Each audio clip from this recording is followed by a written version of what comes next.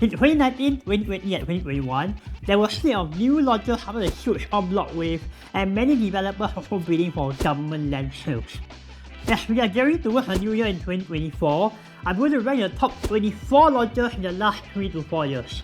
While majority of these launches have already cleared their seller's stamp duty or are going to clear their seller's stamp duty very soon, it's important for us to take the lessons of these developments so we are able to replicate the success of the right developments and avoid the failures of the wrong ones.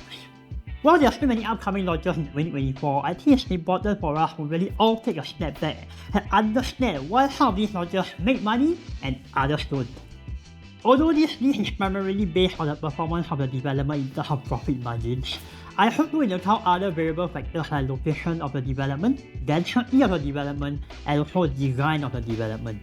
More importantly, as I was coming out of this list, some of the developments I thought wouldn't perform as well surprised me, and others I thought would be a surefire success turned out to be rather disappointing. So stay till the end of this video as I run through the entire list of the top 24 developments in Singapore. So without further ado, let's get into it. Hi guys, I'm Ronnie here from JNA Real Estate Prop Next. So my team and I have sold about 1,688 homes in the last 2 years, and we have also helped countless investors achieve more than 100% return on equity in a very short time. So if you do have any real estate needs or any questions for that matter, feel free to contact me at my information down below. Now let's head on to the video, shall we? Let's go! Okay, starting with number 24, my pick is none other than DAV Farm Residences. I realized that with over 100 new launches in the last 3 years, picking the top 24 is really difficult. So it was an internal debate between Garden Residences at Serangoon and also DAV Farm Residences. So I picked DAV Farm Residences at the end because it has integrated development that offers a lot more to its residents. Although it has fewer profitable transactions, 43 as compared to 3, it's mainly because majority of the owners at DAV Farm Residences have not cleared their seller's stamp duty yet.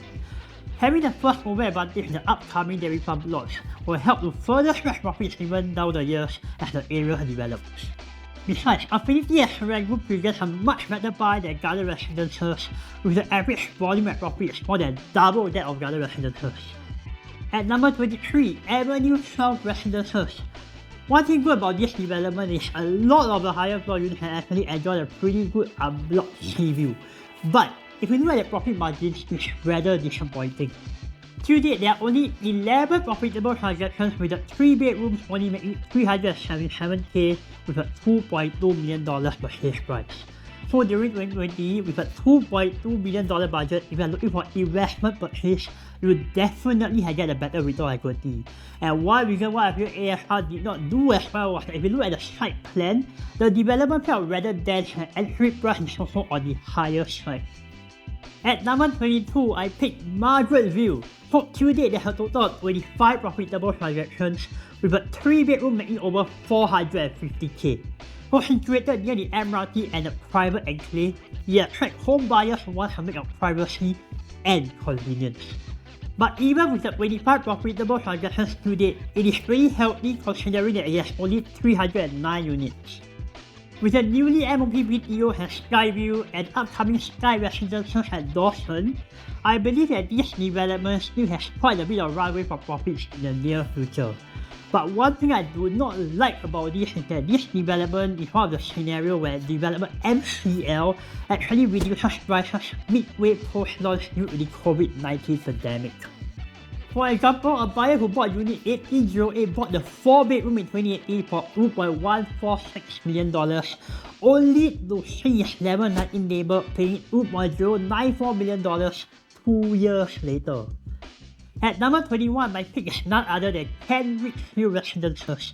They say the best things in life can't be measured with money, and the 2 things I really love about the development is the greenery view of the Kent Ridge Park that some of the units enjoy, and also the size of the development. At over 390,000 square feet of land, it has 30% more land than Avenue South Residences, but half the amount of units there. So what I do not like so much about this development is that profitability-wise it has only 18 transactions, with the highest earning just more than 300k. And this is probably due to the development located at Pasir Panjang area, which is an area known to have lower transaction volumes in Singapore. Number 20, Daintree Residences. So I remember clearly when this was launched, I thought to myself, I would never buy the development. With the oversupply of condominium had total road, coupled with this being a major developer, I thought this development at District 21 is destined to fail like its neighbouring counterparts. And surprisingly, there's a 3-bedroom that earned over 470k in profits. Even quite a number of 2-bedrooms even made over 300k in profits. I believe that this will be the upside of having paywall within 1 kilometer and buyers making on the upcoming multiverse transformation. Number 19. Woodley Residences. So usually I'm not a very big fan of integrated development, as they normally do not see very good resale demand. But Woodley Residences has really saw quite a healthy profits, with 2 of the 950 square feet 3-bedroom units making over $500,000 in profits.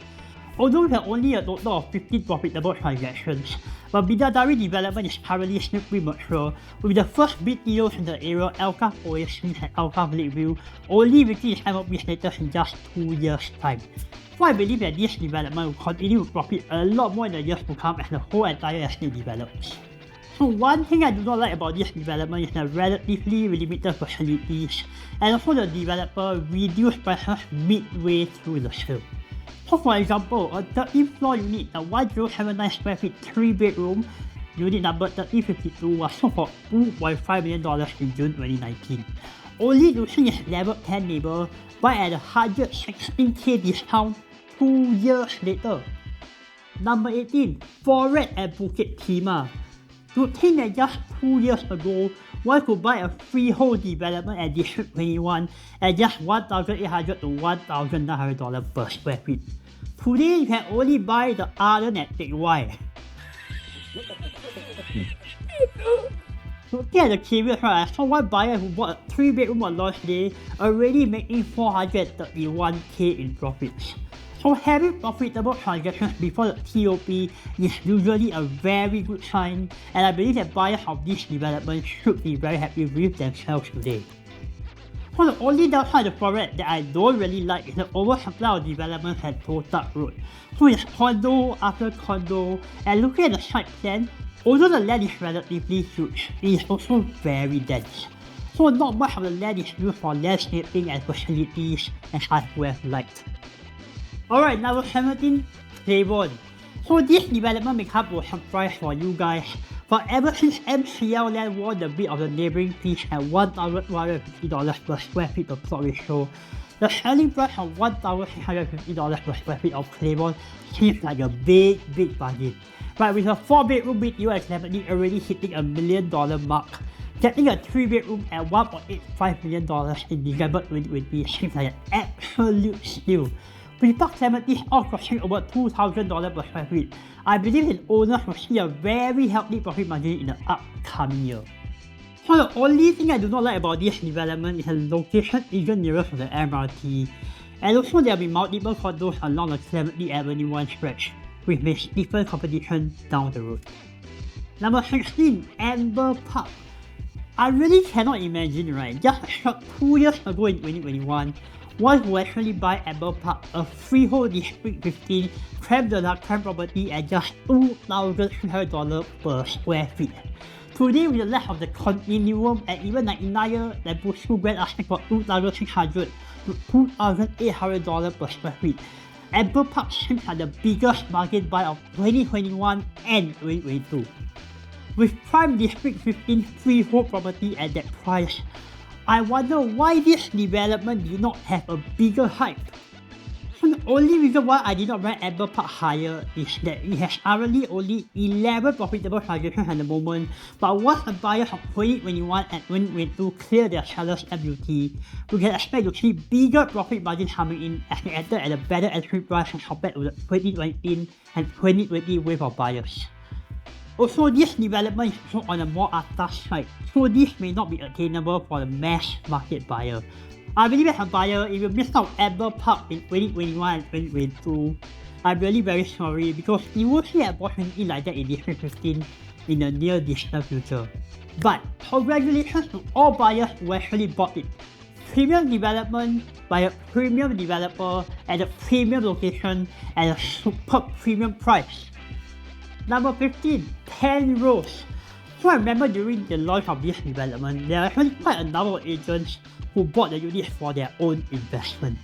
And this development is another no-brainer buy because it launched at an average of $1,650 per square feet.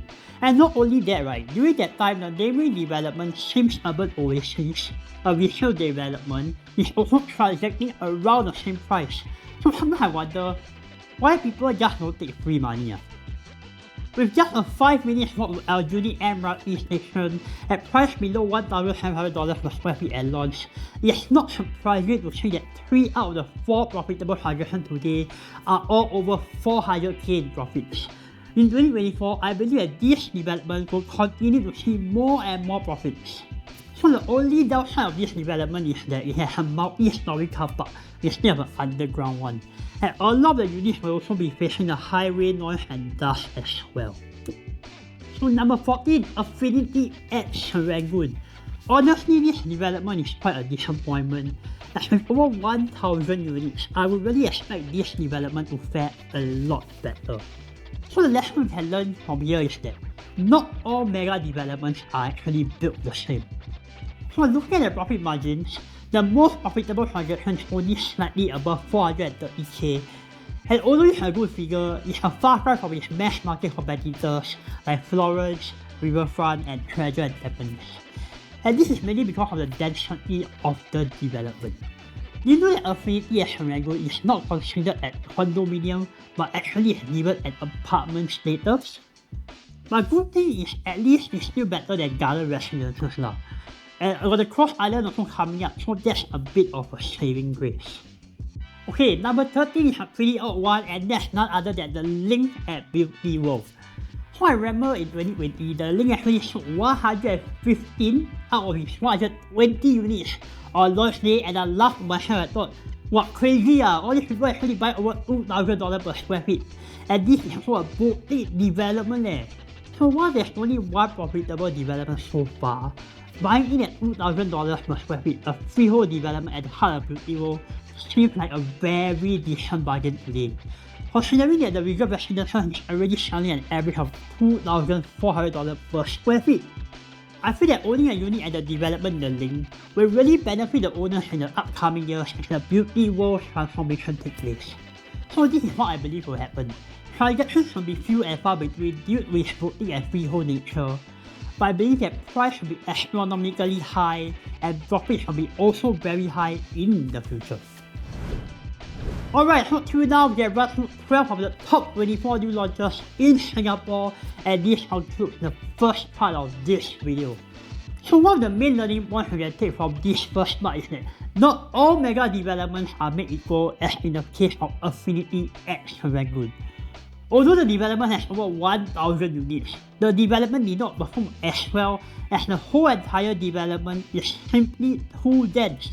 And in the case of the Link at Beauty World, although most boutique developments do not make money, there will still be very rare instances where the development will have very other strong fundamental traits that will deem it as a superior property. So in the second part of this video, I will rank the top 12 new launches in Singapore, and maybe you can take a guess on what are they. Also, if you feel that there are any developments that should be in the top 24, feel free to leave a comment below. If not, I'll see you at the next part of this series. Do take care and bye bye.